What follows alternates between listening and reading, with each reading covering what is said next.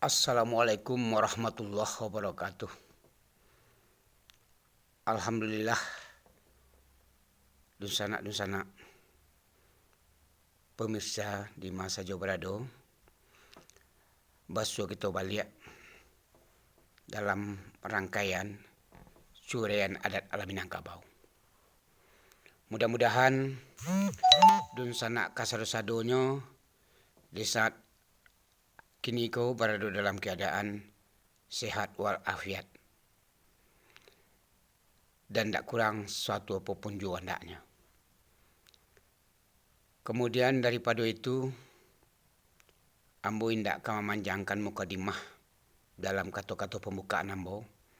Kok ketek indak ambo sabitkan namo, gadang indak ambo imbaukan gala, jo sambah saja ambo muliakan. Pada kesempatan nan bayak ko, ambo ingin menguraikan tentang pelajaran adat menyangkut jo akal atau akal ya, bahasa Indonesianya akal bahasa Minangnya. Dalam pelajaran adat juga ada namanya ilmu akal. Sebab seorang pemimpin di Minangkabau harus mempunyai ilmu akal atau ilmu akal. Jadi, apa yang dikatakan akal? Yang dikatakan akal adalah menurut adat, itu nama jalani serupuaya. Ba'a nama jalan serupuaya, kalau kita caliak, kita perhatian, ayat itu mailie.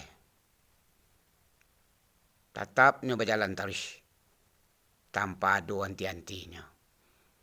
Kalau seandainya diambil nyo ayat cako, masuknya ke lubuk atau bendungan, lamo lambe ya, kalau indak diagih palapihannya, inyo ke melimpah di atas bendungan cako atau ampangan cako. Kalau seandainya ampang ko kurang kue, maka ampang ko diruntuhnya. Diserupu itulah akal cako, berjalan dalam diri manusia. Kemudian ada namanya zat akal. Yang dikatakan zat akal. Yang dikatakan zat akal ialah cahaya yang ditanam Tuhan dalam tubuh manusia, basinganga kau tak banak untuk membedakan segala hal dan segala sesuatu. Itu dikatakan zat akal. Di zat akal itu adalah cahaya yang ditanam Tuhan dalam tubuh manusia, basinganga kau tak banak untuk membedakan segala hal dan segala sesuatu. Jadi cahaya. Bukan sama jo hati, ada otak namanya ya, nado di kepala kita. Jadi ndak sama gitu. Kalau nan akal cako, kalau kita buka kepala manusia cako ndak ada besar akal tapi otak ada. Itu jo hati. Kalau kita badah tentu besar, tapi nan akal ndak besar. Nah, jadi akal cako bisa membedakan segala hal dan segala sesuatu. Maka dari itulah pelajaran adat Minang itu ada mempelajarkan ilmu akal. Karena ba'a, seorang pemimpin di Minangkabau itu harus bisa menjalankan akalnya dengan baik. Sebab kalau istilahnya mengabik padi je daunnya, mengabik manusia je akalnya. Seorang pemimpin itu harus bisa lonya mengetahui akal budi yang nak kemanakan. Jadi itulah kelebihan dari adat Minangkabau. Dan hal itu sangat jarang dipelajari di tengah-tengah masyarakat Minangkabau. Sangat jarang diajarkan kepada generasi-generasi muda. Nah, bantuannya akal itu bedanya jo utak apa? Misalkan kalau tiba binatang, nyo tahu. Nan kalamak nyo tahu. Inyo kajatuh nyo tahu. Kalau seandainya nyo manju barang yai ya, nyo akan mencari tempat nan aman untuk menyebarang. Kalau ada lo serangan dari binatang lain, nyo berusaha jo mempertahankan dirinya. Cuman sehingga itu, binatang kok bisa aja diajar. Serupa contohnya kok baru diajar menjadi karambia. Sudah itu ada lo binatang-binatang sirkus. Ya. Diajar pula nyo jo malompek segala macam ya. Bisa diajar. Itu utak barunan bakar ajo. Kemudian kalau namanya barang ceko, kalau inyo lah lalu di situ, mangko satarus-satarusnya sampai garis keturunan tetap lalu ke situ. Tidak pindah-pindah. Nan akaba, nan ada pada diri manusia. Contohnya ya, kalau manusia awalnya lalu menyumbarang banda, sudah itu manusia itu dijalankannya akalnya maka dibuatlah jembatan atau titihan kalau zaman dulu. Itu akal lah membuat titihan, jadi akal itu. Binatang tidak bisa ambil titihan. Tapi manusia bisa. Jadi itu bedanya antara utak jo akal jago. Bak kecil orang, raso dibawa naik, pariso dibawa turun. Dari mana raso jago dibawa naik? Raso jago dibawa dari hati. Kemudian kama taruh tunan ke akal lalu di kepala jago. Disariang di situ. Sesudah disariangnya, maka turunlah balik ke hati. Itulah menjadi satu ketetapan. Kok mengawak kita sabih gawang, kok mahawai sabih raso, abih dayo badan talatak tak tumbuh paham maka baranti, kato pun putus sendirinya. Nah itulah nan dikatakan aka atau bedanya aka cako jo utak. Ya. Jadi kalau manusia hanya tahu baru apa yang diajarkan de orang lain itu na tangkoknya baru tak nam jalan alun akal. Contohnya 2 tambah 2 barang ampek. Ya. Ditanya orangnya tahu ampek. Tapi ba'a mangkonya ampek tentunya itu ada loh anunya. Itu penalahan lah. Itulah penalahan juga lah nampak lalu di tengah-tengah masyarakat kita Minangkabau. Itulah kelebihan orang Minang karena adanya ilmu akal, maka itulah lebih orang Minang daripada orang-orang lain. Ya. Karena ada pelajaran akal namanya. Dan juga mempelajari sifat-sifat daripada manusia. Bahawa perlu sifat-sifat akal itu ada. Ya. Jadi kalau zaman dulu, para nenek moyang kita, para pendahulu-pendahulu kita, rajinlah itu baraja itu di surau, atau di tengah-tengah masyarakat, atau diturunlah dek orang-orang tuanya, dek mamak, nenek, segala macam, maka menjadilahnya ahli-ahli pikir. Di situlah timbulnya kalau dikatakan orang cadiak ya. Nah, orang pandai itu jo. Nanti akan kita tarang lo masalah cadiak pandai itu. Jadi itulah akal dalam tubuh manusia. Jadi akal itu adalah macam-macamnya. Dan ada dalam tubuh manusia itu. Ada namanya akal sembarang akal.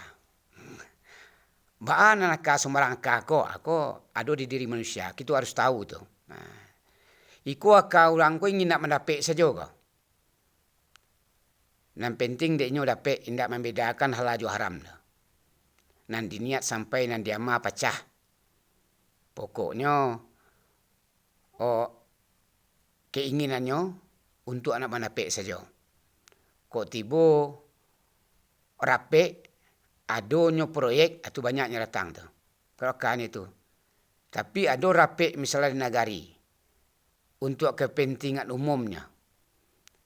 Tak ada embel-embel di belakang. Tak ada proyeknya tu. Itu malihnya datang tu. Itu biasanya ya. Nah, itu orang nan akal sembarang akal namanya. Nah. Kemudian ada pula akal manjala. Akal manjala aku kerajonyo ya piuh kiri piuh kanan manjala ili aja mudia. Indak dapat tak jadi, indak dapat dikapai kapulang disinggahnya juga. Artinya iko indak membedakan doko mako seketik je banyak. Pokoknya mempunyai sifat labo jo tamak. Itu sifat yang dipakai di orang nan aka manjala ceko. Jadi kok tibo dia pilin kacang kama manje, pilin jariang tando kabarisi. Jadi awak harus tahu ko aka orang na modal ko. Yang penting dia inyo dapet. Nanti niatnya sampai nanti amannya pecah. Kemudian nang ketiga ada namanya akal tawakal ya. Nah, akal tawakal ko akal tawakal ko kebanyakan ko manaruh sabar jo lidah. Sabar jo lidah ya. Menanti saja garak ita ke dia. Jadi orang ko banyak namanya rah saja. Kadang-kadang lah awak nan diambil orang indak nak mempertahankan. Arila saja biarlah. Itu akal tawakal namanya. Artinya ko ador saki terima kalau indak baah. Tentu tidak mungkin. Tuhan menyuruhan bawa sawo awak di muka bumi. Ko bertebaran kalah engkau di muka bumi ku. Carilah rasaki situ. Di rasaki seko kalau indak diusahawan tentu tidak dapat. Tapi nan akal tawakal ko banyak rila. Rida jo rila saja. Menanti garak itu akal dia saja. Itu namanya akal tawakal. Ada pula nang kampeknya kata kumpa namanya. Aku orang kok lalu terlalu mati ko. Kok menyuruh terlalu hilang. Artinya orang ko banyak banganangan. Banyak lalu pada jago. Ndak namuh bau sao, nanaka dau sao kurang. Jadi ikulah namanya nanaka takumpa. Kalau tibo dalam rapek ko dun sana ya. Akal ai ko pi mengecek nak pandai seroman sibisu berasian. Bak si kuduang mendapat cincin. Jadi entah kana lai, tapi kita katuan indak. Karena manaruh takui, sagan, segala macam. Sedangkan Tuhan menyuruh kalau nambananya, katakan yang benar tu walaupun satu ayat. Katakan yang benar tu walaupun pahit. Tapi karena de cako, de kata kumpa cako, banyak sagan, banyak ragu, banyak ikut segala macam, banyak malih. Amaku indak tasabui lah banale. Namanya ko akanan takumpa. Itulah kata kumpa. Jadi ada puluh nang kalimau yang terakhir, iku namanya akanan sabanaka. Bahan yang dikatakan akanan sabanaka ko. Tahunya jo mudarat jo manfaat. Tahunya jo halal jo haram. Tahu jo salah jo bana. Tahu membedakan rendah jo tinggi. Tahunya mengenai duit ke mati. Tahunya jo Allah jo Rasul. Tahunya jo salah jo bana. Ikulah akal yang harus dipakai oleh seorang pemimpin di Minangkabau. Di ikulah yang dikatakan akal na sabanaka. Jadi nampe cako itu jangan dipakai. Karena itu akan membuat kemudaratan kawak. Itulah macam akal yang ada dalam diri manusia. Kemudian tingkat akal aku ada pula tingkat-tingkatnya ya. Ada namanya akal sajangka. Bahan yang dikatakan akal sajangka. Kalau kita contohkan akal ko ka akal nan ada di rimbo. Nan ada di rimbo tu ada akal untuk mengabek kayu di orang. Kalau sajangkanya untuk apa yang bisa dikabekkan ke badan awak. Sajangka panjang akal, kaman bisa dikabekkan.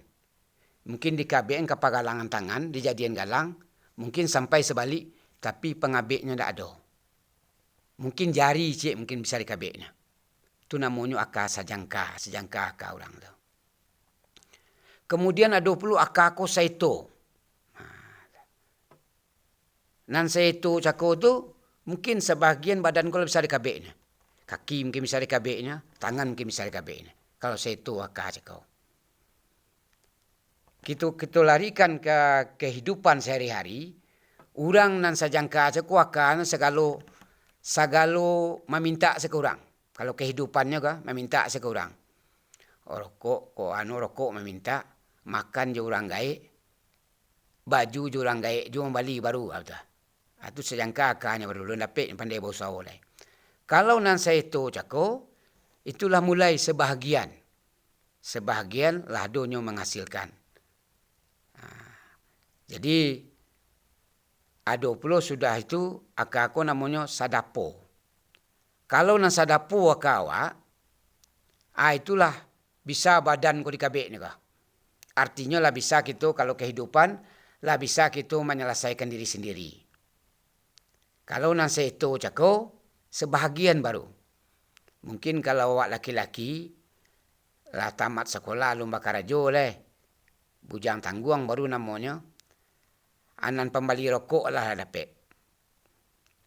Atau pembali baju lah dapat. Makan sama numpang orang gaik. Tapi nan sadapo cako. Itulah bisa tu. Makan awak lah bisa awak mau usahakan. Kebutuhan awak sehari-hari lah bisa awak. Mandapean. Arti cuma untuk awak surang sebaru. Hurang alun terbantu lah. Artinya akak cako hanya untuk diri awak baru.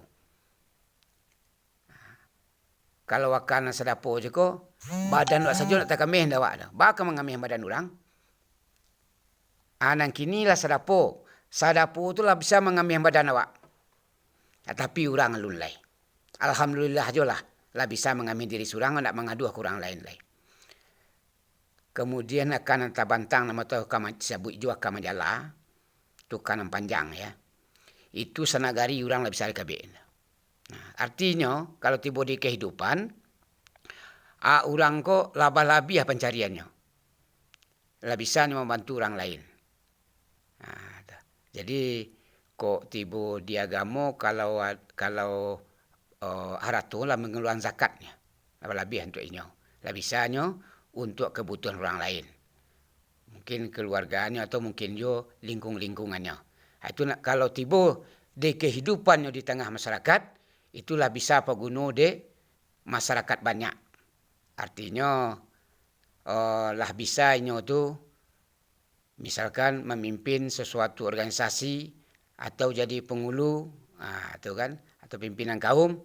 Sebab bisa mengabek anak kemanakannya. Itu akan menjala akan panjang. Jadi akak cako tu baru bisa panjang. Itu harus kita pupuk. Pupuk akak tu? Pupuk akak tu namanya ilmu. Makin banyak ilmu seseorang, makin panjang akalnya. Jadi kalau malih menuntut ilmunya, ya akak singkit. Orang yang berilmu jago, itu akalnya makin panjang. Karena ada pupuknya. Maka itu tuntutlah ilmu. Kalau Nabi mengecehan, utubul ilma minal makdi ilal lakdi. Tuntutlah ilmu itu dari ayunan sampai ke liang lahat. Jadi tidak ada batas menuntut ilmu itu. Jadi itulah namanya perjalanan akal dalam tubuh manusia. Nah, kini kok mari kita koreksi diri kita masing-masing. Sejauh mana akal awak berjalan? Kau mohon maaf dun sana di masa Jawa Berado, kalau kita teliti ya. Kita cari ya, ambo cuba menelitinya ke beberapa daerah, baik itu di sosial media. Yo, bitulah. Kadang-kadang murah awak tak provokasi. Kadang-kadang murah dikicuh orang, jo berita hoak segala macam. Karena akan tak berjalan. Kalau akan nak berjalan jago, tak sama je batang agam. Kalau batang agam, nak masuk ke dalam ditampuang sada-sadanya. Tak ada sariangnya dah. Tapi bagi orang nan baraka, tak maunya menerima sada-sadanya, ada sariang filternya dalam dirinya. Ada filternya. Kau lai batu, kau salah. Itu gunanya, tahunya, jo salah jo mana.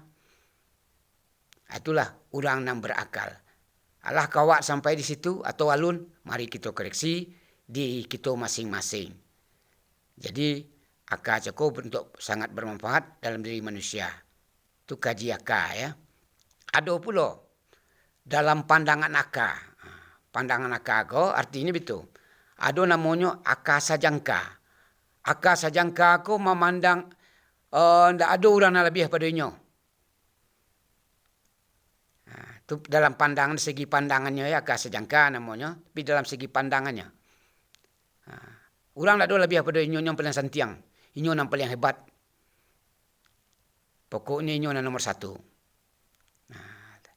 Orang ko bingung sadonya. Itu namanya akal sejangka ya.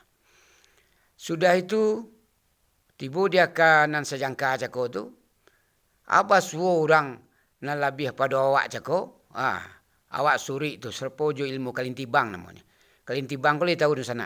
Kalintibang ko na kaki 1000 tu ha. Lantak lah hiduang na seketiknya baguluang sale tu. Karena orang nan santiang surang cako tu nyopongah. Ya. Jadi serupa itulah orang nan akan sejangka. Ada lo akal 2 jangka namanya. 2 jangka lah akal cako. Itu sama rato orang ko dipandangnya dalam pandangan hidupnya. Jadi orang ko sama rato saja.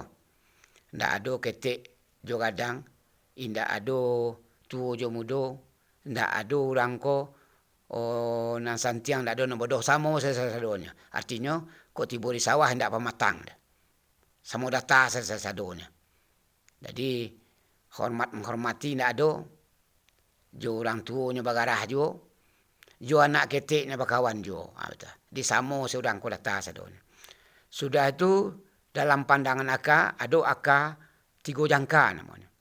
Aka 3 jangka ko pandangan manukia. Pandang manukia ko ba yo mancaliak na di bawah. Jadi inyo meraso alun apa-apa lai. Masih jauh hanya baru. Masih banyak orang yang lebih pada inyo baru. Jadi inyo marandah.